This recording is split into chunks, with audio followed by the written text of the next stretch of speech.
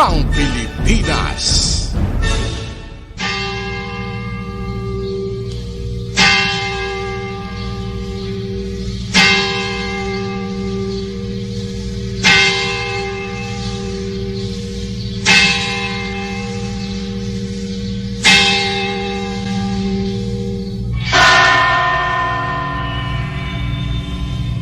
The angel of the Lord declared unto Mary, and she conceived by the Holy Spirit. Hail Mary, full of grace, the Lord is with thee. Blessed art thou among women, and blessed is the fruit of thy womb, Jesus. Holy Mary, Mother of God, pray for us sinners, now and at the hour of death. Amen. Behold the handmaid of the Lord. Be it done to me according to your word. Hail Mary, full of grace, the Lord is with thee. Blessed art thou among women, and blessed is the fruit of thy womb, Jesus. Holy Mary, Mother of God, pray for us sinners, now and at the hour of death. Amen. And the Word was made flesh, and dwelt amongst us. Hail Mary, full of grace, the Lord is with thee. Blessed art thou among women, and blessed is the fruit of thy womb, Jesus. Holy Mary, Mother of God, pray for us sinners, now and at the hour of death. Amen. Pray for us, O Holy Mother of God, that we may be made worthy of the promises of Christ. Pour forth, we beseech you, O Lord, your grace into our hearts, that we, to whom the incarnation of Christ, your Son, was made known by the message of an angel, may by his passion and cross be brought to the glory of his resurrection, through the same Christ our Lord. Amen.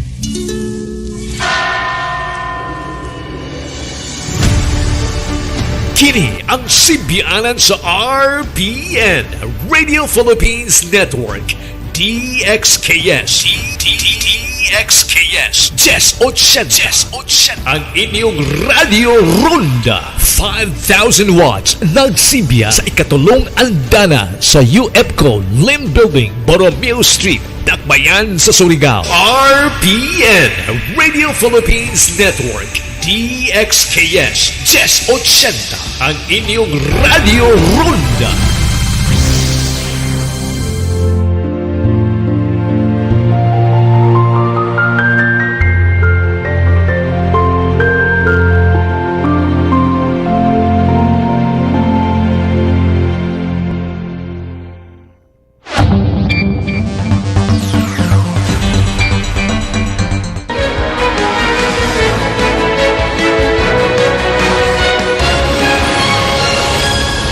This is Newsnight, where we go above and beyond headlines. I'm Pia Ontiveros. Tonight on the program, as oil companies carry out a big-time increase in pump prices, the government lays down solutions to immediately address its impact, but rejects calls to suspend taxes on oil.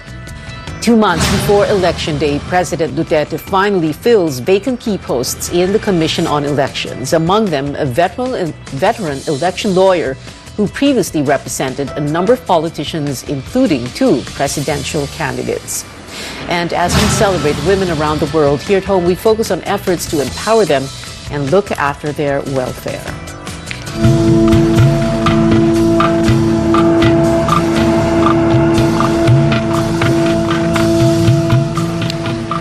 This year's biggest oil price hike takes effect today, but that's not the only problem for public utility drivers and motorists. The Energy Department raises the possibility of more fuel price increases as the conflict between Russia and Ukraine escalates. Chrissy Di Matulak reports. This was the scene in many gasoline stations late Monday night. Long queues of vehicles seeking to gas up before today's hefty oil price hike. Now on its 10th straight week, gasoline prices have gone up by 13.25 pesos per liter, 17.50 pesos for diesel, and 14.40 pesos for kerosene since the start of the year. Tricycle drivers say they're feeling the pinch. Wala lang kinikita. Mas mahal, mura pa yung pag-aero. Bakit naman biglaan kasi yung pagtaas nila ng ganung presyo? Kawawa naman yung mga motorista. Hindi namin malaman kung paano pa kami ngayon kikita o magpapatuloy sa paghahanap buhay. Kasi nga, talagang napakalaki ng itinataas. These drivers need to buckle up as prices are expected to go up further, complicated by the conflict between Russia and Ukraine. Energy Secretary Alfonso Cusi says the country is boosting its stockpile as tensions in Europe increase. Kung magkakaroon ng aberya in the supply chain, no? Because we don't know if in case really the war spread, no, and there might be some sort of delivery delays, no, disruption, kailangan mataas yung nakaimbak natin na supply. This forms part of the overall recommendation of the government's economic team to cushion the impact of increasing oil prices. Other measures include a doubling of the fuel subsidy for PUV drivers from 2.5 billion pesos to 5 billion pesos. The Energy Department is also appealing to fuel companies to continue their promotional discounts of up to 4 pesos per liter for PUV drivers. Chrissy de Matulak, CNN Philippines. Despite the government promising a bigger fuel subsidy for public utility drivers, transport regulators can't give in to their appeal for a jeepney fare hike just yet. But as Amor Santos reports, commuters should still brace for a possible fare increase. Commuters will still pay 9 pesos for the minimum jeepney fare for now. Regulators take up petitions to raise fares by up to 6 pesos in Metro Manila, Central Luzon, and Southern Tagalog. But they are not yet convinced. So another hearing has been set for March 22. The first petition, filed by groups One Utak, Pasang Mazda, Alto Dap, and Acto, calls for a 5 peso minimum fare hike plus a peso more per kilometer. Another group, the LTOP, wants the minimum fare at 15 pesos, but the LTFRB asked them to amend the petition first to clarify the request. One Utak Chairman Vigor Mendoza says drivers need to shell out up to 1,200 pesos more for fuel. Pending action on the petitions filed in January, transport groups have asked regulators to revert the minimum fare to 10 pesos. They recall that the government approved a 2 peso fare hike in 2018, but provisionally lowered it to 9 pesos by year-end as diesel prices dipped as low as 38 pesos per liter. The group say it's a far cry from current prices of more than 60 pesos per liter. Ngayon kami na nahihirapan. From 49, 42 to 49, 8 pesos to 10 in-approve nyo. Ang minimum wage during the time, karehas din ngayon at saka noon. Anong dahilan? Akong makitang dahilan para hindi ibalik yung 10 muna dahil kailangan namin. Yung piso kasi, malaking bagay sa driver yan. Makapag-sakay ka ng 200 paseros, that is 200 pesos. After constant appeals, LTFRB Chairman Martin Delgre said the request for a 1 peso minimum fare increase is now up for resolution, pending evaluation of the main petition. Dapat yan, ilabas nila decision district lang. Napakadali lang kasi decision yan. Decided case na itong 10 pesos.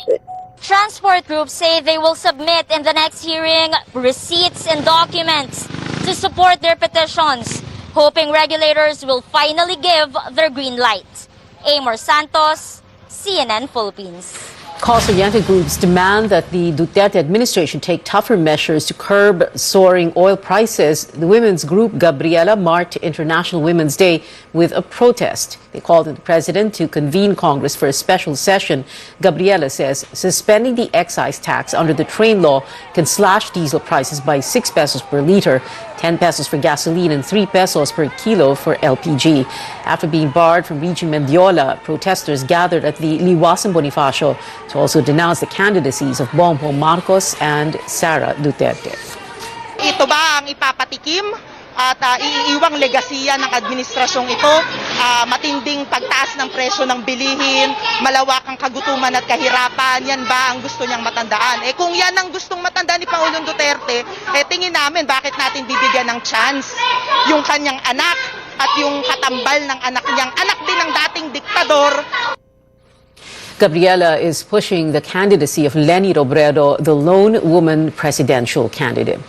COVID-19 shots will be made available in doctors' offices and clinics on the 4th round of the national vaccination days.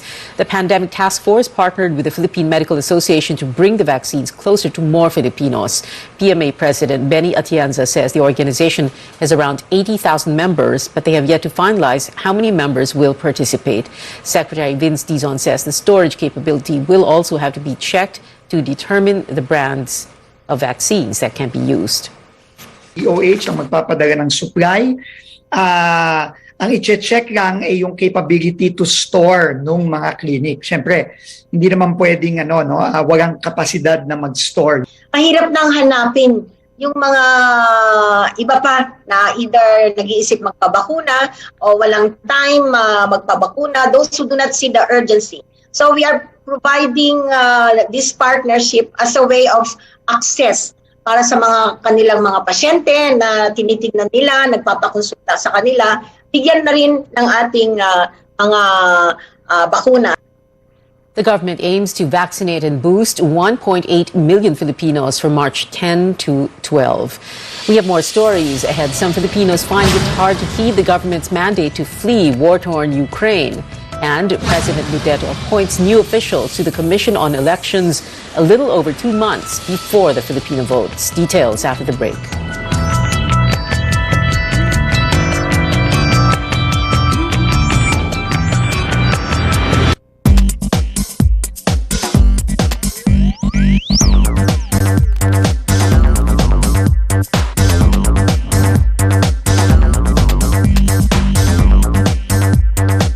With this new Galaxy S lineup, we are set to bring the epic standard for premium smartphones. We have created an entirely new Galaxy mobile experience with the Galaxy S22 Ultra. And for the first time, the S series will have the Galaxy's signature S Pen built-in. Now for those who want devices that fuel creativity and self-expression, the Galaxy S22 and Galaxy S22 Plus can help make every moment epic. We also welcome a new addition into our ecosystem, the Tab S8. Premium cameras, super fast connectivity, batteries that last you all day, and of course, innovative new ways to share. And that is everything that the Galaxy brand is known for. Uy! May free delivery! Basta McDo free delivery, di kailangan pag-isipan. Diretso na sa new McDelivery app. Sarap! Download now! Ang hope ko sa Pilipinas, yung lahat tayo nakakakain 3 times a day. Give essential services to last mile schools or far from communities. I wish mawala na yung corruption. I hope that our country can talk openly about their mental health conditions. For everyone to realize that we're all interconnected. In a Philippines that recognizes, acknowledges, and respects my worth. My hope is for people to choose to speak up. What is your hope for the Philippines?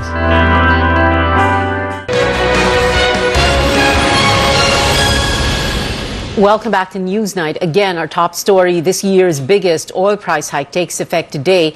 Economic managers laid out plans to cushion the impact of rising fuel prices, but these do not include what many have been calling for. Our senior correspondent Lois Calderon reports. Duterte's economic team has charted a way to deal with rising oil prices. From multi-billion peso subsidies for jeepney and tricycle drivers, to cutting import duties on pork and rice, or allowing foreign ownership in grids, solar and wind energy, the battle plan is comprehensive. But the controversial tax on oil is missing.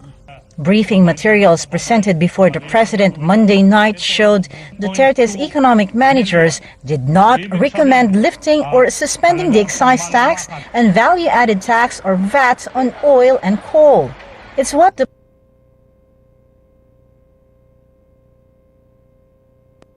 Philippines that the government needs funds, as the subsidies for marginalized groups like farmers and jeepney drivers have been doubled. With the Philippines heavily reliant on imported fuel, food prices are the next big headache. The Trade Department met with retailers and manufacturers Tuesday. The supermarket group says suppliers have already jacked up food prices. Based tayo sa mga raw materials galing abroad. Wheat galing abroad, trigo, no? Ang dami nating raw materials na galing abroad, so you're at their mercy. Food producers, retailers, and the Trade Department are at a deadlock. Consumers will feel the brunt. Hindi naman talagang kailangan, pagkasunduan eh. The point lang is, ang DTI, syempre, is asking manufacturers, huwag munang magtaas. Or kung magtataas, mamili ng items. Or kung may items na itataas, i-temper lang. Pwedeng staggered din. 2% na yun. After 5 months, another 3%. Di ba? Staggered. Huwag yung sabay-sabay. Kasi mabigat sa mamimili. To address food security amid the oil crisis, Socioeconomic Planning Secretary Carl Chua has asked President Duterte to extend lower tariffs on imported rice and pork until December. The Philippines last year cut tariffs on imported meat, but the directive will expire mid-2022. In terms of the tariff reduction po, since Congress is not in session, we will submit request for the issuance of an executive order. And there are dalawa lang po na kailangan ng batas. Mr. President, if the situation escalates, we could recommend a special session. Mas mabuti pa pag-isipan na lang natin yan. Kung itong recommendations ng NEDA is really vital to keep the economy humming. Lois Calderon, CNN, Philippines.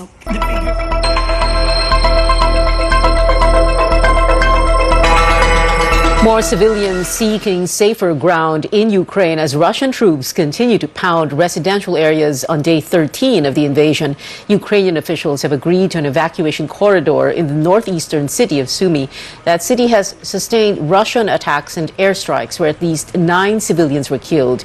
Ukraine earlier rejected proposals from Russia to open up humanitarian corridors. They said the routes lead to Russia or its staunch ally, Belarus, and would require people to travel through active areas of fighting. The United Nations has called for safe passage for civilians from hot spots in Ukraine. Meantime, Filipino nationals there are also caught in the crossfire between Russian and Ukrainian forces. The government on Monday ordering their mandatory repatriation from the war-torn country. But as Tristan Odalo reports, some Filipinos still want to wait until it's safe to leave Ukraine. Nearly 2 weeks into the Russian invasion of Ukraine, some Filipinos are still facing the tough decision of whether or not to leave the war-torn country. Among them is Rhea Taibov. She says she is safe with her family, but the situation is fluid. The Foreign Affairs Department has raised alert level 4 for Filipinos in Ukraine, which means they need to leave the country immediately. Ang problema po, sir, is sa Lviv po yung meeting point nila or sa Kiev, and that's a very dangerous place po to go at this time po. So, even if we want to come there, sir, parang it's like impossible for us to travel. While waiting for an opportunity to evacuate, Rhea opted to visit an evacuation site in their area, now hosting thousands of refugees. She also tried to keep the bayanihan spirit through a donation drive. Nag-short din sila ng food, ng mga water, yung mga basic needs po ba, sir, kasi sobrang dami po nila. The government is on full swing to bring home our kababayans who evacuated from the conflict. 21 stranded seafarers from Ukraine arrived in the country on Tuesday. In the meantime, France is expressing grave concern over the conflict possibly spilling over to other parts of the world and in the Indo-Pacific region. And we could transfer this reality in Europe everywhere in the world. A stronger power attacking another one because she is smaller and unable to defend. I note in this part of the world that North Korea decided to support Russia. So it's another main concern for me.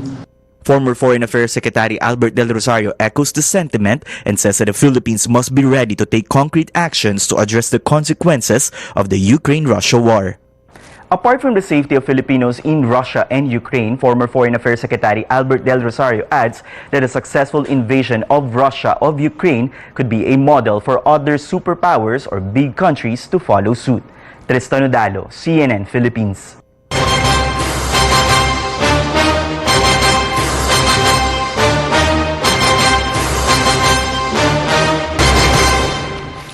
President Duterte appoints new officials at the Commission on Elections 62 days before the Filipino votes. Saidamen Pangarungan is the new COMELEC chairman. He was former secretary of the National Commission on Muslim Filipinos and ex-governor of Lanao del Sur. George Garcia and Amy Neri round up the new commissioners. Garcia is a veteran election lawyer who represented a number of politicians, including Bongbong Marcos, in his electoral protest against Vice President Leni Robredo in 2016. Neri was an undersecretary at the Department of Social Welfare and Development. Poll watchdog Contra Daya questioning the appointment, saying Pangarungan and Neri have no track record for their position. The group also raises Garcia's previous role as Marcos's lawyer. But Malacanang says the new officials went through strict vetting. COMELEC also addressed concerns of a possible conflict of interest. Of course, the COMELEC is very happy about the news that we have new commissioners and that we are going to be facing the 2022 elections with a full slate of commissioners. If it happens that there's a possible conflict of interest, then certainly they will deal with that appropriately, I think. Para sa akin naman, kahit at lawyering, siguro nga, wala naman ako magagawa dahil parte ng pagiging lawyer yun. But I will be litigating in all the cases that I handle. Another former Garcia client, presidential candidate Isko Moreno, also sees nothing wrong with the election lawyer's appointment. Official naman yun. Hindi naman naikoble. But he resigned. Of course, wala na siya sa amin. Things are being considered pa. Because kahapon pa lang nangyari at official na ngayon. So I'm happy for Attorney George dahil talagang ang specialty ni Attorney George is election law. So I think that position is fitted sa kanya. The Supreme Court issues a temporary restraining order stopping the COMELEC's controversial Oplan Baklas or its takedown of campaign materials. COMELEC has 10 days to comment on the petition filed by supporters of presidential candidate Vice President Leni Robredo. Robredo's supporters filed the case before the High Court after the poll body took down oversized campaign posters even within private property. On the campaign trail, Bongbong Marcos visits Bulacan province again. This comes after Vice President Leni Robredo's grand rally in Malolos City last Sunday, with her camp claiming over 45,000 people showing up. Robredo also got the endorsement of Daniel Fernando, governor of the country's fifth most vote-rich province. Fernando's rival, Willie C. Alvarado, is backing Marcos. He also spoke up about Robredo's rally in Malolos. Ang mga tao po'y madaling mabulag sa mga nakikita. Pero ang totoo, ito ba yung mga tunay na nagpunta o ito'y, well, I don't want to comment on that. Hindi nakangulong ang maraming nanonood po sa iyo. Panalo ka na. Robredo is back in Mindanao to woo voters in the Caraga region. She visited various cities in Surigao del Sur and gave a speech at a summit for International Women's Day. Presidential candidate Manila Mayor Isko Moreno says he's willing to cut down motorcade routes to help save fuel amid the price increases. This comes as he appealed to Congress to consider his proposal to cut tax on oil and electricity by half. Moreno also says he's still open to campaigning in Davao City even after vice presidential candidate Sara Duterte banned motorcades and caravans, partly because of the oil price hike. Kanina, di ba? Meron pa kami isang bayan, tumigil na kami. Pero pinipilit pa rin namin na makapasok sa loob-looban at nilalapit na namin sa kanilang tahanan. Pwede naman ako maglakad sa Davao. Maglalakad tayo.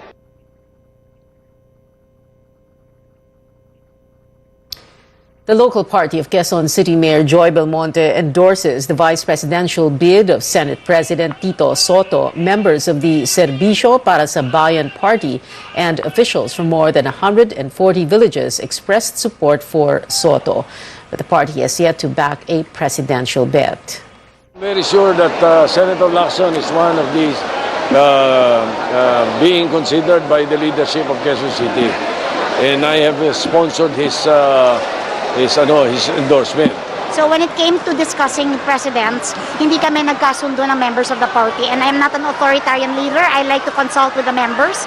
So it is still possible that the party might later on endorse a president. But Soto is the father of Joy Belmonte's running mate, Gian. Soto failed to get a consensus for his party, the Nationalist People's Coalition, to support his running mate, Ping Lacson, the VP candidate, who is also the party chairman, explains some NPC members already made commitments to other presidential bets.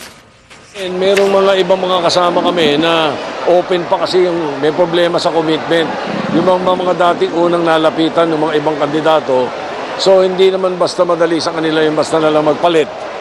Diba? So, ang nangyari, ang bulong-bulong namin ay pakiramdaman na lang muna at baka pwedeng ibang mga kasama namin ay bumitaw na doon sa mga iba nilang endorsement.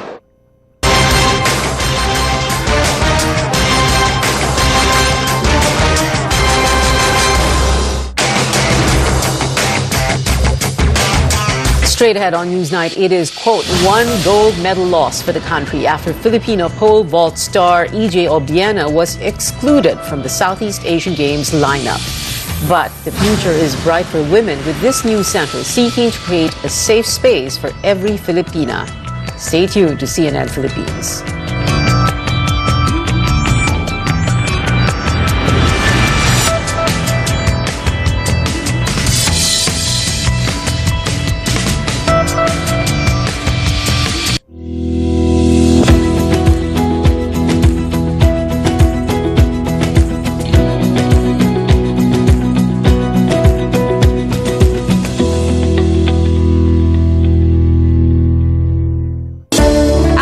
Conquering the universe was the ultimate, but there's more. Dahil tinawag ko ako ng Panginoon for a major purpose. To guide the youth, help communities, and to bring others closer to Him. Kaya I take care of my health through proper diet, exercise, and MX3 capsule. I am ready to serve. Kasi para sa Panginoon, hindi lang ako 4th runner-up. First place ako sa puso niya. Mahalagang paalala, ang MX3 capsule ay hindi gamot at hindi dapat gamiting panggamot sa anumang uri ng sakit. Uy! May free delivery! Basta McDo free delivery, di kailangan pag-isipan. Diretso na sa new McDelivery app. Sarap! Download now! 1, 2, 3!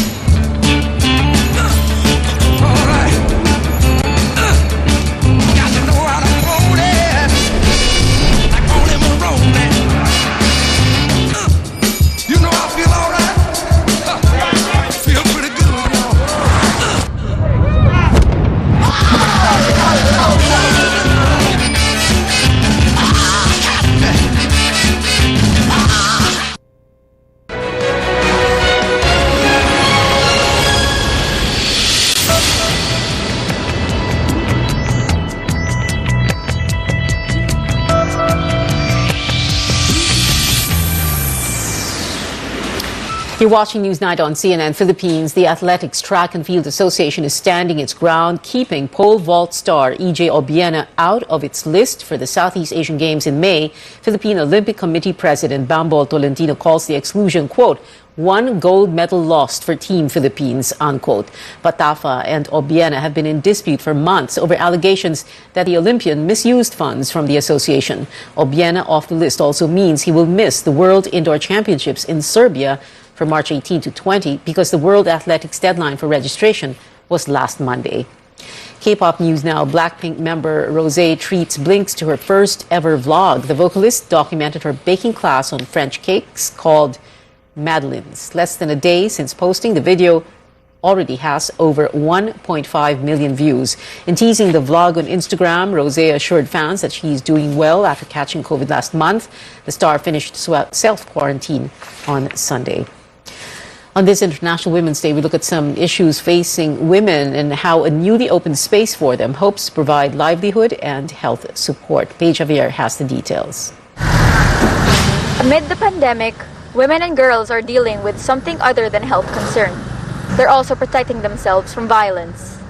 A social weather station survey last year showed 1 in 4 Filipino women cited violence as a top concern in this pandemic era. The United Nations also reported an increase in violence against women in many parts of the world during the initial raging days of the health crisis. And as advocates call for more protection for women, the country saw a major change via a law that had been on the table for over 2 decades. President Rodrigo Duterte finally signed into law a bill raising the age of sexual consent from 12 to 16 years old. Many believe the move will protect not just girls, but children of all genders.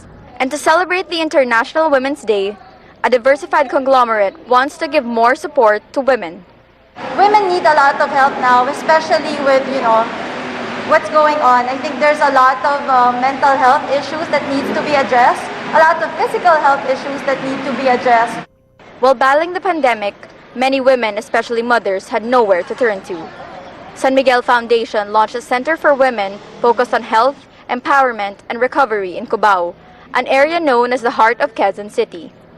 They teamed up with AHA Learning and Likhaan Center to bring services closer to women in this part of the city. Masaya po kami na merong ganito na dito sa Cubao kasi sa panahon po natin ngayon, kailangan talaga ng mga magulang ang suporta para po yung naranasan natin during pandemic medyo maibsan. Maganda rin siya para sa mga nanay na katulad namin na mabigyan pa ng pagkakataon kung ano man yung gusto nilang gawin sa kanilang buhay. Nearly 400 mothers will take part of the pilot programs on gender equality and livelihood. San Miguel Foundation Vice Chairman and Trustee Cecil Ang encourages collaboration. To everyone here in Cubao, please make this your center. We want to do so many things here with you and we're open. The center will also serve as a place to go to for cases of violence against women and children. I extend my deepest gratitude to you, to the San Miguel family, for opening this center here in Quezon City, where the problems are most deeply felt. The center is beyond providing underprivileged women access to physical and mental health services. It also aims to create a safe space for them to discuss and find solutions together. Because when empowered women work as one, great things can happen. Paige Javier, CNN Philippines. We continue to honor women this month by recognizing those who have made a lasting impact on us. We asked you, who's the woman that inspires you the most? Female sports icons immediately came to mind for this netizen, including the likes of volleyball players Saori Kimura from Japan and our very own Eliza Valdez. Women in politics also came up with this person admiring Vice President Leni Robredo's leadership. And a common answer among several netizens, none other than their dedicated mothers. This person paid tribute to all hardworking moms who have become a source of light at home. Another netizen brings more inspiring figures to light, like her grandmother, her aunts, and all the female teachers who helped her from elementary to college. Happy International Women's Day to everyone. Here's to breaking the bias and empowering one another to remain strong and confident. And that is it for now. Join me again on News.ph at 7 p.m. and on Politics as usual at 8:30 p.m. I'm Pio Ontiveros for Newsnight, where we go above and beyond the headlines.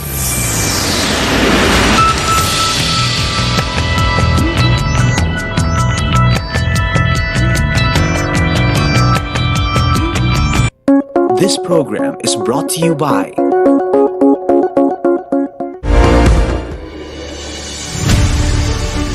Kini ang sibianan sa RPN Radio Philippines Network DXKS DXKS 1080 ang inyong Radio Ronda 5,000 watts nagsibiya sa ikatulong andana sa UFCO Lim Building, Borromeo Street, Dakbayan sa Surigao. RPN Radio Philippines Network DXKS 1080 ang inyong Radio Ronda.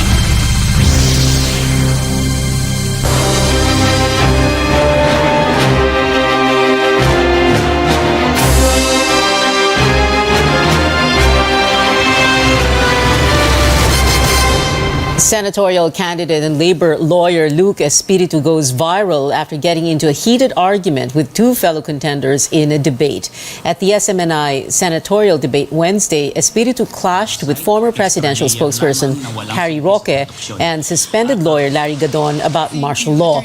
That's after Espiritu said schools should teach children about the human rights violations under the late dictator, former President Ferdinand Marcos. Let's watch this. I'll go by the Bakit nyo isisisi kay Marcos yun? It's my time. We should not use this forum for a propaganda against the Marcoses. Binuksan mo ang usapan, wag mo akong pagbawalan. I go by the record, Amnesty International, 3,257 ang pinatay nung panahon ni Marcos. 35,000 ang mga it's my time, wag kang bastos. Kung ano man ang nangyari sa nakaraan, inisa-isa ko po ang records, wala pong kaso for human rights violation sa Amerika si Ferdinand Marcos Jr. Isa-isa ko rin po ang mga kaso na decided po ng ating Philippine Supreme Court. Totoo po, co-administrators of Ferdinand Bobong Marcos, wala pong kaso na siya mismo nagnakaw. With all due respect to Attorney Harry Roque, I know your history. You were anti-Marcos before. You were for human rights before. Your life, you spent your life against the Marcoses, you worked for human rights, and now that you were given a Senate spot under the party of Bongbong Marcos, now you cry hallelujah and praise Marcos. There was nothing respectful with what you said against me. Ang katotohanan po ang pinag-uusapan, hindi po ang patay na Marcos, ang pinag-uusapan ang buhay na Marcos. Sa akin po, panagutin ang mga nagkasala, pero yung mga hindi po gumawa ng kahit anong kasalanan, wag po natin idamay sa sisi.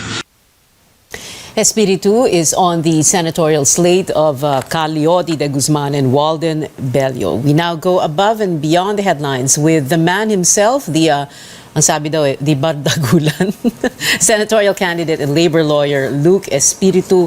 Attorney Luke, magandang hapon sa inyo. Yes, magandang hapon. I'm sorry, magandang gabi pala. Sorry. Yes, magandang gabi at sa inyo at saka sa mga viewers ninyo. Okay, so bardagulan daw. You are our, in a very long time, our first studio guest, emphasis on studio, yes. Dahil nga alert level 1. No? Pero, alam mo, chinek ko yung Twitter mo So kagabi daw, mga 2,000 followers mo? I'm not sure because the Twitter is handled by my team. Okay. But of course, in consultation with me. Okay, FYI, 17,800. As of 10 minutes ago. I heard, Oo, pero ang kailangan mo, hindi Twitter followers, kundi boto. Tama? Yes, we need votes and we need supporters and we need to create a movement against all of these lies that are going around. A movement against all these lies. Okay, let's talk about last night's debate. No? So, meron kang sinabi after, parang kulang pa ang bakbakan, gusto mong parang gigil na gigil ka, at sabi sana marami pang enkwentro with sina attorneys Gadon and Roque. Because we need to expose these people. They are peddling lies about this chapter in our nation's history, which is the darkest chapter. And it is really difficult if our new generation of Filipinos are learning these lies and imbibing the values of the regime of Marcos. Kasi yung regime na yan na hindi rumirespeto sa human rights at gino-glorify ang authoritarian rule. And if we have that as values, kawawa naman ang ating lipunan. You didn't mince any words last night, no? Like as we showed, wag kang bastos, and then you were telling Harry na, you're singing hallelujah to the Marcoses now. Ano to, Attorney Luke? Parang nothing to lose, just dish it all out. It was not intended, although I think it's bound to happen. If you put the three of us in a room, it's bound to happen that we're going to argue. But it was never intended. I was triggered by the comment of Larry Gadon to a question about juvenile or children in conflict with the law. And he inserted a comment about priests teaching children about the evils of the Marcos regime. So it was a debate. And if it was a debate, you should be ready to refute that point. To do a rebuttal. And I was doing that when he interrupted me. Kung hindi niya ako in-interrupt, hindi naman ganun ka acrimonious ang exchange. But he did So I had to stand my ground. And then Harry Roque came to his defense, and I also have to answer Harry Roque. So that's what happened. If he did not insert that comment, I would just have answered the questions that were thrown to us by the panel. Okay. Meron ka ring sinabi kagabi, no?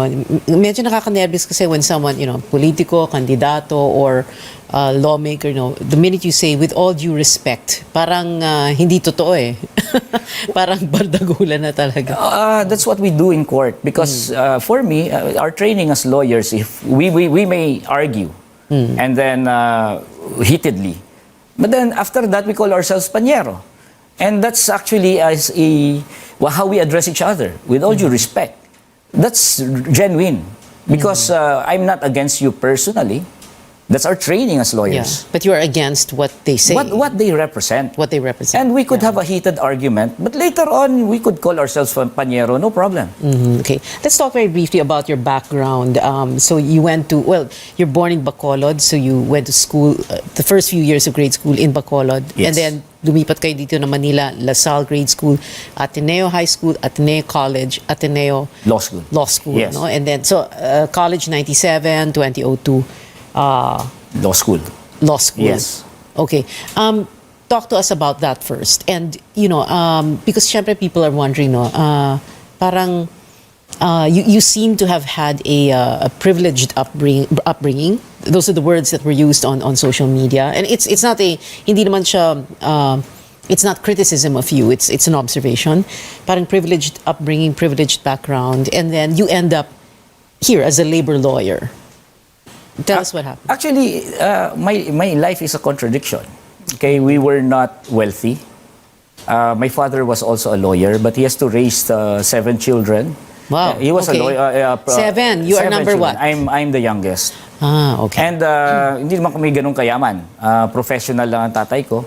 At ang mga kaibigan ko ay simula pa nung bata ako ay yung mga kapitbahay namin sa kanto. And tapos naging religious pa ako, naging katikista. Therefore, talagang ang nakakasalamuha ko talaga ay yung mga nasa underprivileged ng ating lipunan. And you talk to anyone who knows me, hindi ako privileged. At talagang masang-masa ang aking lifestyle. In fact, matatawa sila pag sinabi niyong privileged ako. Doon lang ako nag-Amerikana sa SMNIA. Ganon. Okay. Yes, but if you really knew me and saw me on the street, talagang masa, napagkakamalan nga ako Kahit lawyer na, napagkakamalan tayong marami na, taxi driver, taga-ayos ng aircon. No one will say na elite ako. And that contradiction is what really contributed to what I'm doing right now. Because although my father is a lawyer, then that also qualifies us as middle class. Therefore, I could afford, or my father could afford to send me to Ateneo. Pero yung kultura ko naman masa, manggagawa naman, ang nakakasalamuha ko masa at manggagawa. Therefore, fusing the two, then my intellectual development will only lead me towards the workers. So when you were in school, for example, Ateneo College, I went to Ateneo also. So you would hang out where, and then with who? What were your school orgs? My friends were scholars in the Ateneo, because the Ateneo, even from sa high school until college, maraming scholars yan Yun ang mga kaibigan ko. Yung mga binigyan ng free tuition sa Ateneo, and they were deserving students from the public schools. So you would see kung ano yung aking kultura. Kultura ko talaga masa. And then in the Ateneo, wala namang aktivismo at the time. But I was born in the Marcos era. So I was politicized at the time. My father was involved in a case, extrajudicial killing in Kabangkalan, Mayor Pablo Sola. That was a case where... involved in a case? He prosecuted the landlord who was accused of killing the tenant farmers in Kabangkalan. And growing up, those are the things that you see, you hear, and the priests in Bacolod were all activist priests. So I was pretty much politicized even when I was young. Pero walang aktivismo nung college ako until kasi bumagsak yung Soviet Union at the time. It was a time na medyo humihina ang aktivismo sa mga schools. So until law school yan. And then the Gloria Arroyo became president. Then I could not accept that, and then that was the time na I was reaching out to different groups until I was so-called discovered by San Lakas. Discovered. Yes. Yeah. But you could have, like, as a lawyer, you could have gone corporate. You were with, what is it, IBM? Chavez Miranda Asiocho. Asiocho, the law firm founded by former Solicitor General Frank Chavez.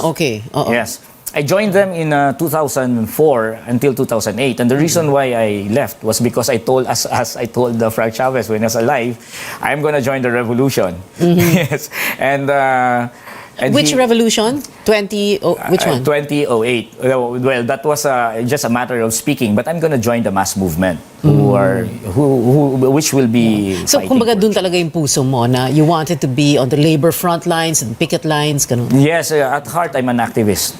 Okay. What is it? We're going to have to take a quick break. Do we need to take a break right now? Yeah. Okay, wala na tayong break. Dire-diretso na tayo. Sige. Okay, I also brought up yung Ateneo background mo kasi nag-com arts ka, no? Communication arts. And earlier, before the show, I was asking you, com arts? Why would you take com arts and then biglang nag-abogado? And you said it was just a pre-law course. Yeah, it was pre-law. I was not really into it. So I just, my aim is really to become a lawyer. It was a random choice in the Ateneo. I just wanted to breeze through college so that I will have a pre-law degree, and then I'll proceed to law school. Okay. And well, I was wondering also communications, which could mean that, alam mo yung value of communicating, and therefore, value of communicating in a clear and concise manner, the way you did. No, I learned that not from school. I learned that from Ninoy Aquino. And from the great orators like Malcolm X. I study them. I study their style.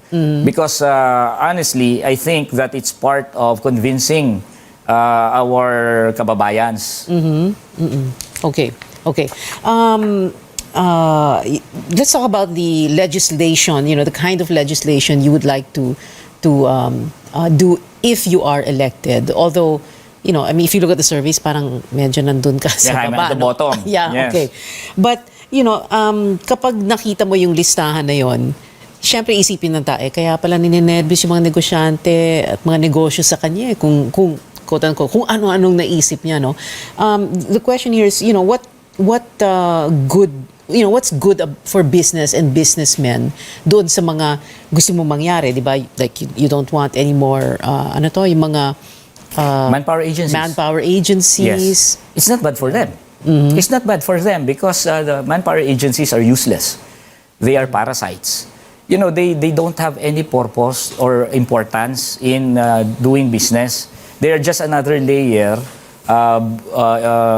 created in order for our companies and establishments to deny employer and employee relationships. If we do away with the manpower agencies, business will go on. And imagine in utopia, okay? You hire a worker and then you give 10% on top of their salary to the manpower agency. You actually spend more for each worker. So for every worker you hire and pay 537 pesos, that's at least based on the DOLE regulations, based on Department Order 174, the manpower agency will get 10% equivalent of 537. That's 53.7 more that you pay for every worker because you have to pay the manpower agency. And I'm talking about the minimum. Others charge 12%. So why do they do that? Why would they spend more? But when the worker, organizes a union and proposes CBA, hindi nga nila nakukuha yung 53.7 pesos increase a day. Ang mga binibigay lang ng mga establishments natin ay minsan piso, 2 piso, 10 piso, malaki na. But they're willing to spend 53.7. Yeah. Kali Odi brought it up also during the debate, 750 pesos minimum wage. Do you think that's even possible? Is that something that businessmen, big business will want to do? Yes, because salaries are really way below cost of living. And ideally, you pay your worker the cost of living. That's how the system works. You pay your workers anything that is necessary for the worker to be able to work the next day, meaning to say everything, food and electricity, anything that is necessary for that, that's what you pay the worker. And the excess of that is your profit. So, if you pay the worker his cost of living, meaning to say your profit is still secured. But the problem is, we pay the workers here in our country below his cost of living. Secretary Pernia already said that for a worker to be able to survive, he has to earn 42,000 pesos a month. That's 1,615 a day. And if you give 537, that's only, one-third or less than one-third of his cost of living. 750 is not even equivalent to the cost of living. Medyo discount pa nga eh. Because our formulation is give the worker 750, then we will have to look for policies to reduce the cost of living. Meaning to say, para hindi na gumastos yung mga negosyante, hindi pababain natin yung kuryente, pababain natin yung tubig. Naku, ang daming aaray dyan. Actually, matutuwa ang negosyante dapat dyan. Kasi part ng cost of production niya, kuryente. Di ba? Ang taas-taas ng cost of production niya dahil ang taas-taas ng kuryente. Number 1 tayo sa pinakamahal na kuryente sa Pilipinas. Dapat, pagka yan ang programa natin, pababain natin ang kuryente, para ang mga manggagawa naman natin ay mabuhay at mabumaba ang kanilang cost of living. Equivalent rin yun sa pagbaba ng cost of production ng mga baka negosyante. ang umare naman doon, yung kumpanya ng kuryente, yung... Ay, dapat lang, alam mo, yung sobra-sobra tubong lugaw yung kita nila. I also represented, the watchdog Freedom from Debt Coalition in the ERC. Ang laki-laki ng kinikita nila, guaranteed, na return on rate base. Hindi sila aray dapat doon. Like for example, kumikita ka halimbawa ng 10 million sa isang negosyo mo. Babawasan mo yung 10 million ng 2 million. Mayroon ka pa rin 8 million. Binawasan mo ng 2 million. Hindi ka na ba magninegosyo nun? May 8 million ka pa nga eh. Konting bawas lang para naman medyo makatarungan naman ang ating sistema dito.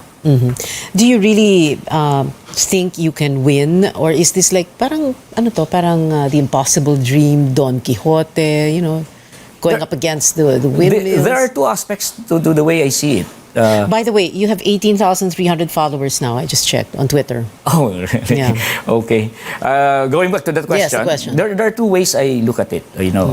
I would like to adopt yung sinabi ni na Italian socialist Gramsci. Sabi niya, pessimism of the intellect, optimism of the will. Meaning to say, when you look at things and evaluate things, you must, have the pessimism of the intellect. You accept what are your weaknesses and try to assess. But then optimism of the will, meaning to say, you have to move forward and fight for victory. And that's what we do. Oh, I see the surveys, mababa ako. Pero that does not stop us from campaigning for victory. Now, whatever is the result, and then it will just be a step for us for further victory. We will never stop until we win. Attorney Luke Espiritu, who took the internet by storm since last night, and now 18,300 ba? 18,300 followers on Twitter. Thank you so much for being with us. Maraming salamat. Maraming salamat. This Sunday, yet no other candidate seeking a Senate seat. 3 former officials of the Duterte administration will take part in our 7th CNN Philippines Senatorial Forum. Former Presidential Anti-Corruption Commission Chairman Greco Belgica, former Chief Presidential Legal Counsel Salvador Panelo, and former presidential spokesperson Harry Roque will answer issues facing the nation. Watch them side by side as they bear their platforms and stances on various matters. That's happening.